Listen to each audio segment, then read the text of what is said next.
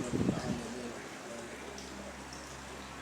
Iyyaka na'budu wa iyyaka nasta'in. Shiratal ladzina an'amta 'alaihim ghairil maghdubi 'alaihim waladdallin. Kitabnya udah kelihatan belum ya? Belum ya? Belum. Tapi saya udah mulai lagi kelihatan. start ya. Oke, udah. Udah ya. Nah, itu yang baris paragraf kedua yang atas. Wal fiqhu. Iya. Wal fiqhu yang itu tuh. Anak-anak ya, semuanya itu yang wal fiqhu tuh. Kalau ada pensil, ada pulpen, punya kitabnya, sambil diharokatin ya, sambil diartiin. Jadi nanti buat mutola'anya kembali lebih enak ya. Kita mulai aja ya. Bismillahirrahmanirrahim. Alhamdulillahirabbil alamin. Wassalatu wassalam ala Rasulillah Sayyidina Muhammad ibn Abdullah sallallahu alaihi wasallam wa ala alihi wa sahbihi wa man tabi'ahu wa mawala wa la hawla wa la quwwata illa billah. Rabbi shrah li sadri wa yassir li amri wahlul 'uqdatan min lisani yafqahul qawli. Rabbi a'udzu bika min hamazati syayatin wa a'udzu bika rabbi ayahdurun. Qala mu'allifu rahimahullahu ta'ala wa nafa'ana bi ulumihi fid dharaini. Bismillahirrahmanirrahim.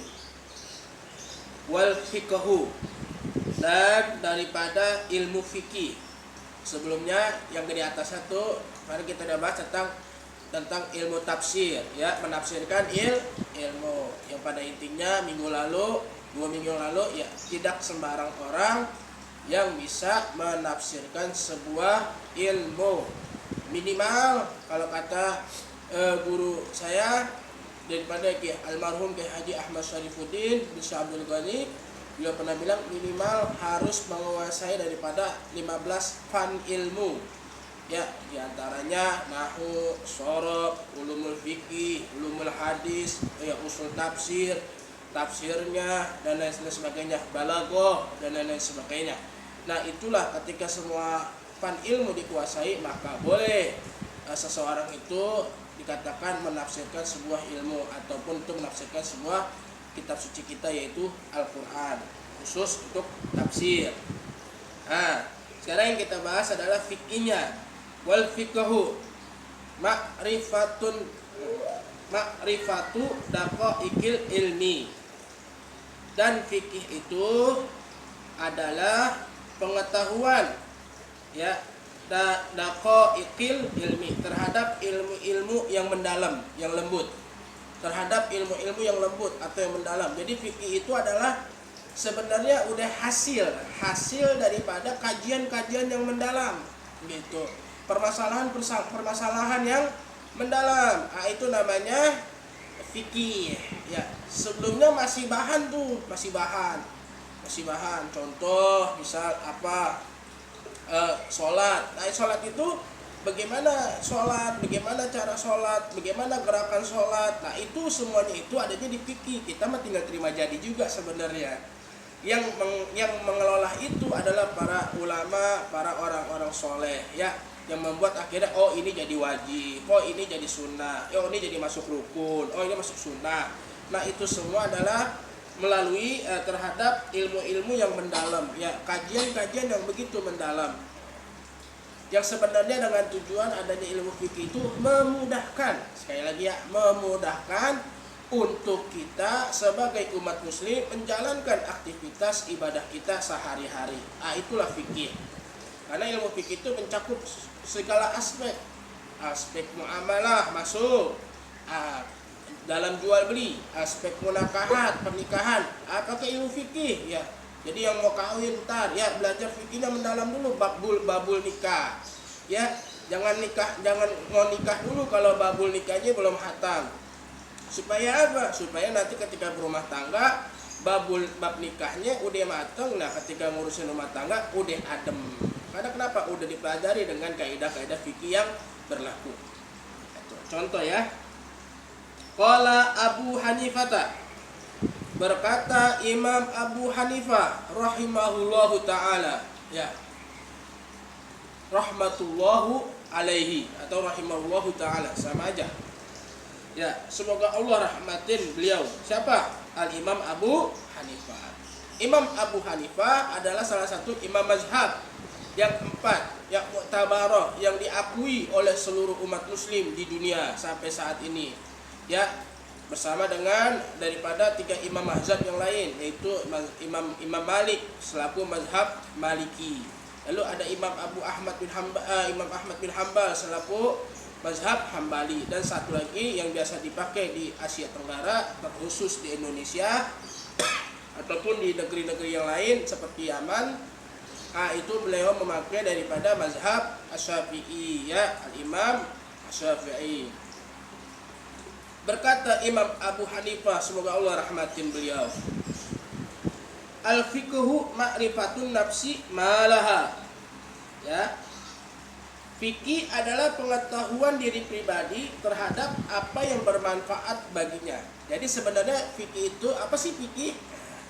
Fikih itu adalah ma'rifatun nafsi malaha wa ma 'alaiha gitu. Fikih adalah pengetahuan diri pribadi terhadap apa-apa malaha yang bermanfaat buat dia. Wa ma 'alaiha, dan apa-apa yang membahayakan atas dirinya. Itu fikih sebenarnya. Jadi kira-kira itu bermanfaat buat kita, berarti bermanfaat buat orang banyak gitu. Kalau ini bermanfaat menyengsarakan kita, bakalan membahayakan kita, ini berarti juga bakal membahayakan orang banyak. Nah, seperti itu. Itulah ilmu fikih sebenarnya. Ya, jadi ilmu fikih itu pengertiannya adalah ma'rifatun nafsi malaha wa ma 'alaiha gitu ya.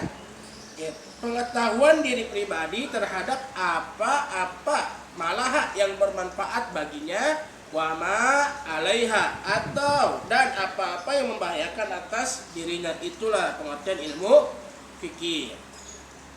Ya, jadi ya, apa sih pengalaman pribadi gitu. Wah, ini berbahaya nih. Nah, berarti buat orang lain pasti bahaya. Cuman pengalaman pribadi ulama didasari, sekali lagi, dilandasi akan apa? Akan yang namanya ilmu-ilmu yang lain. Jadi nggak sekalian bilang wah ini baik, ini buruk. Oh enggak, mereka juga punya landasannya.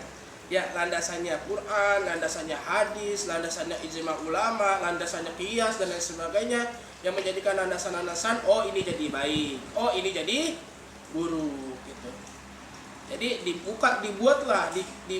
dikaranglah beberapa kitab-kitab daripada ilmu fikih. Jadilah ada bab sholat, ada bab puasa, ada bab zakat. Nah, itu merangkum semua daripada kegiatan. Oh, ini yang baik, oh ini yang buruk, oh ini yang boleh, yang wajib, oh ini yang sunnah, oh ini yang makruh. Seperti itulah ilmu fikih.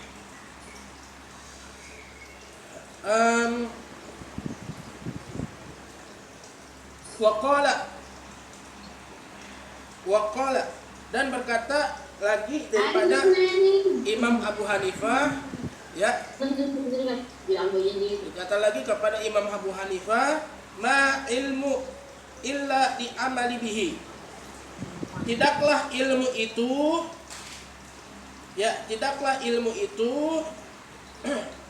illa di'amalin bihi, kecuali untuk berbuat dengannya. Ya, kecuali untuk berbuat dengannya. Ya, tidaklah ada ilmu itu kecuali maksudnya bermanfaat buat dirinya, atau tidaklah ada ilmu itu untuk menjauhkan diri kita dari hal-hal yang membahayakan kita. Itu maksudnya.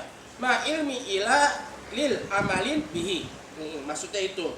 Tidaklah ilmu itu kecuali untuk berbuat dengannya. Wal amalu tarkul ajili, dan beramal ibadah adalah meninggalkan perkara yang sirna, atau siapa? Perkara yang bersifat duniawi, ya. Wal amalu, dan beramal ibadah, tarkul ajili, adalah meninggalkan perkara yang sirna. Perkara apa? Perkara yang dapat daripada menyibukkan kita dari urusan-urusan dunia. Nah, itulah ilmu ibadah gitu. Kita lagi belajar ilmu ibadah. Apa ilmu ibadah itu? Ilmu ibadah adalah perkara yang mengajarkan kepada kita untuk meninggalkan perkara-perkara yang sirna, sepertinya daripada hal duniawi gitu. Ibadah, makanya dalam ibadah ada yang namanya khusyuk, ya khusyuk. Ya harus khusyuk, harus benar-benar itu antara lisan dengan kolbu, lisan dengan hati itu harus sinkron ya. Ketika mengucapkan inni wajjahtu wajhiya lillazi fatara samawati wal arda wa ma bainahuma ya. Inni wajjahtu ya. Inna sholati wa nusuki wa mahyaya wa mati lillahi rabbil alamin. Nah, harus ketika kita bilang lillahi rabbil alamin itu sinkron daripada hati kita. Nah, itu namanya ilmu ibadah yang menjauhkan daripada hal-hal yang bersifat duniawi. Sekolah ya niatnya ibadah. Jadi ketika niatnya ibadah, maka dia dapat lillahi ta'ala tersebut ya. Lillahi ta'ala tersebut. Niatnya ibadah. Tapi kalau niatnya karena yang lain-lain, maka masuk dalam kategori hadis innamal a'malu binniyat wa innamal likulli man nawa. Ya segala sesuatu itu tergantung daripada niat seseorang tersebut. Maka pastikan niat kita mencari ilmu untuk ibadah karena Allah Ta'ala. Lil ajili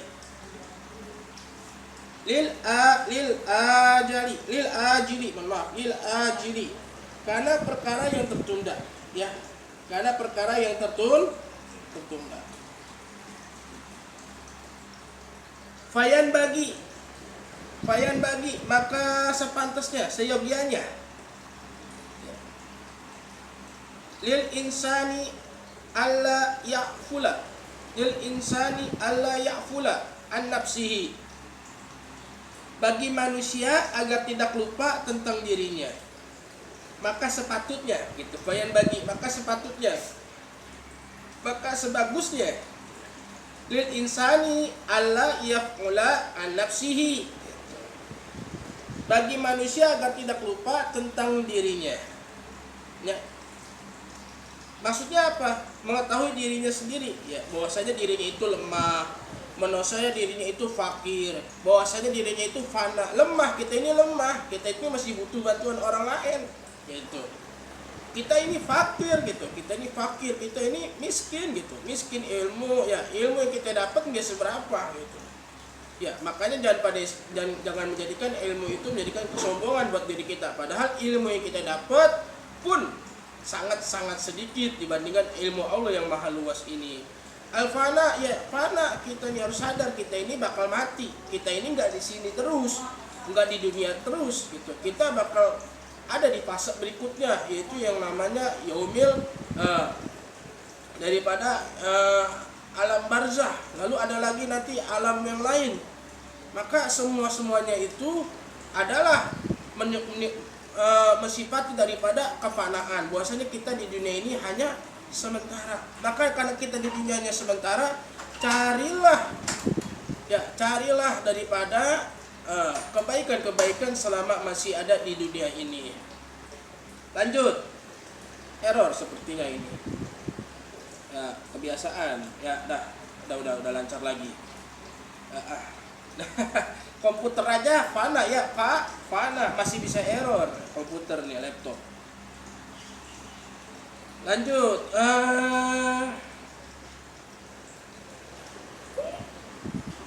wama yanfa'uha wama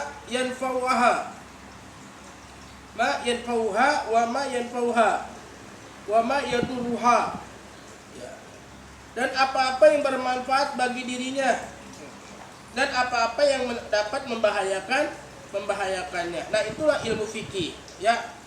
Yang bermanfaat bagi dirinya diambil. Contoh nih lagi rame masalah ya dia ada, kita lihat di beberapa podcast tentang pakaian seorang wanita ya, yang katanya timbulnya daripada kekerasan seksual di sekolah atau di mana di jalan, di tempat umum, karena ya cara pandang laki-laki dalam melihat seorang perempuan berpakaian yang minim. Nah, itu Padahal itu kan termasuk hak asasi manusia katanya. Nah, dia belum bisa melihat tuh mana yang baik, mana yang membahayakan dirinya gitu. Berarti dia nggak belajar ilmu fikih.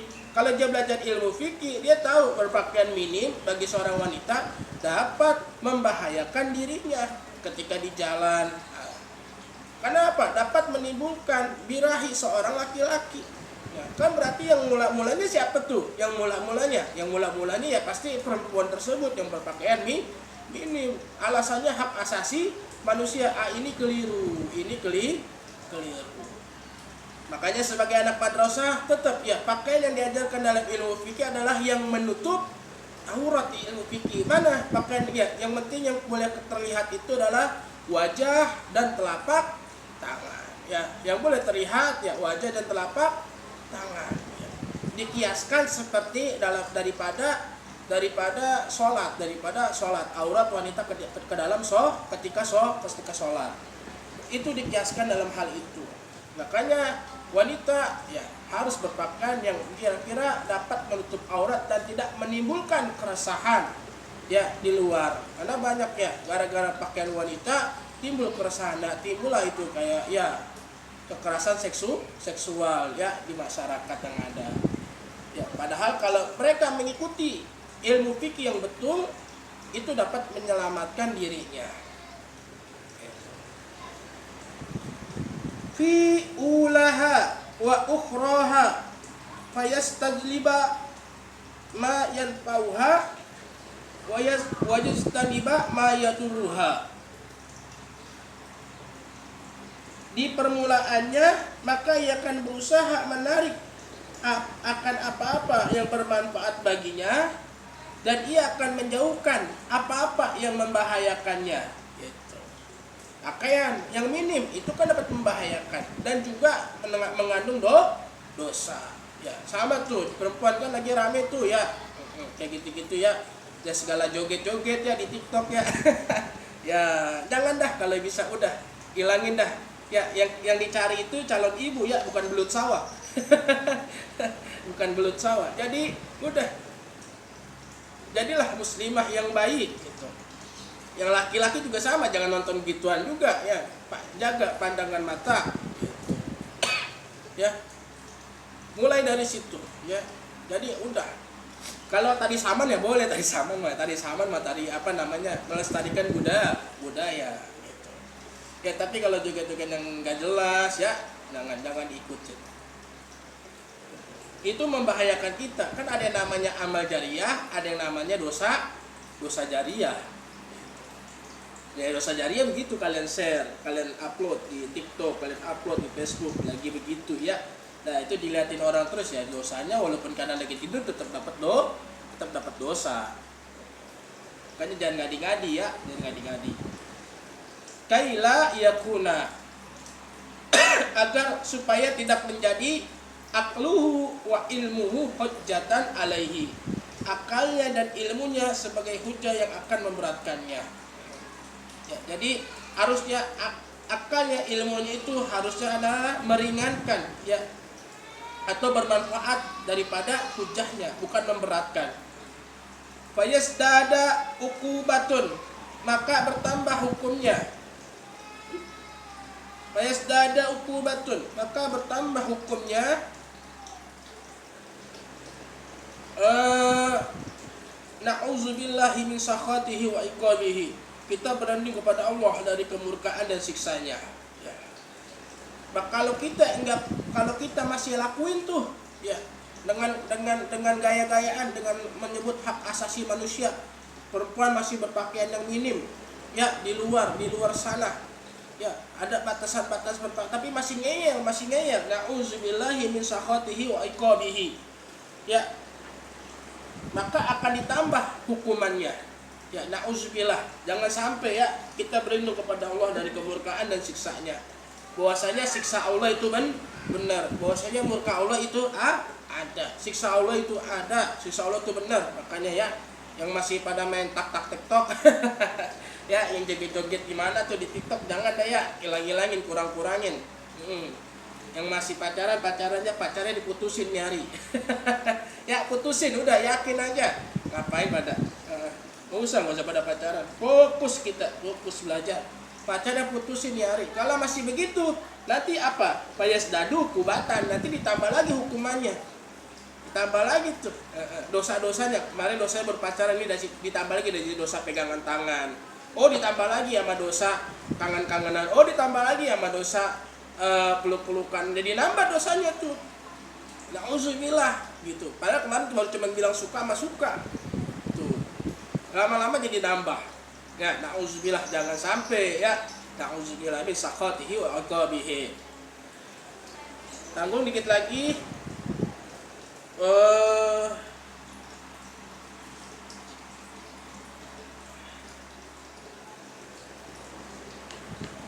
Waqad warada fi manaqibi wa qada'ihi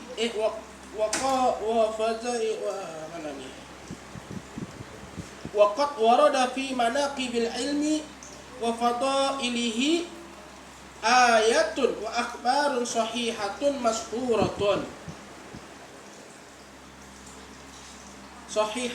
lam tastagil bi zikriha kaila yatulal kitabu. Dan sungguh telah datang di dalam berbagai keagungan ilmu dan berbagai keutamaannya ayatun, daripada ayat-ayat, wa akhbarun wa sahihatun, ya, dan dari beberapa khabar yang sahih lagi terkenal. Lam nastagil bi zikriha kaila yatulal kitabi, ya, bahwasanya Syekh Januji tidak akan menyibukkan diri dengan menyebutkan ayat-ayat dan khabar-khabar itu agar supaya tidak panjang uraian kitab Ta'limut Ta'lim ini. Ya, sebenarnya mau dijelasnya panjang nih ya di bab ini. Cuman untuk penjelasan ini cukup sampai sini dulu nih di pasal yang pertama ya, tentang keutamaan ilmu, belajar ilmu dan keutamaannya ya. Bahwasanya kalau kita bisa mengamalkan daripada ilmu yang sudah dipakai, yang sudah ditulis, yang sudah dirangkum oleh ulama-ulama kita, maka itu akan membawa kemanfaatan buat diri kita dan keberkahan diri kita dan keselamatan hidup kita di dunia maupun di akhirat. Karena al-ulama warasatul anbiya, ulama itu pewaris nabi ya. Kita belum pernah ketemu nabi, maka kita deketin ulama karena ulama itu adalah salah satu pewaris nabi. Kan kasarnya kalau orang ada yang bandanya banyak nih, hartanya banyak, kan kita deketin tuh. Kenapa? Oh karena dia ahli waris jenuh kayak gitu. Karena dia pewaris tunggal atu-atunya ya, daripada banda orang tuanya yang banyak. Pasti kan kita deketin. Atau orang tuanya orang tua yang soleh. Nah, anaknya kita deketin. Karena dia dari keluarga orang soleh. Begitu juga ulama. Maka kita deketin ulama. Kita tanya nasihat-nasihatnya, kita minta nasihat-nasihatnya supaya kehidupan kita aman di dunia maupun di akhirat. Wallahu a'lam bishawab. Ya, wallahu a'lam bishawab. Mungkin itu saja daripada penjelasan di hari ini tentang tentang daripada keutamaan ilmu dan menuntut ilmu dan keutamaannya. Besok minggu depan kita udah masuk daripada pasal yang kedua ya, pasal yang kedua itu pasal tentang niat dalam menuntut ilmu dalam keadaan apapun ya. Wallahu a'lam bishawab. Semoga bermanfaat. Al-Fatihah.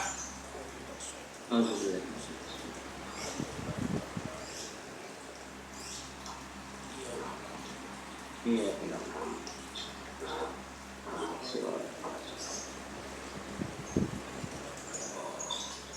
Kita baca doa dulu, doa biasa, doa badak taklim.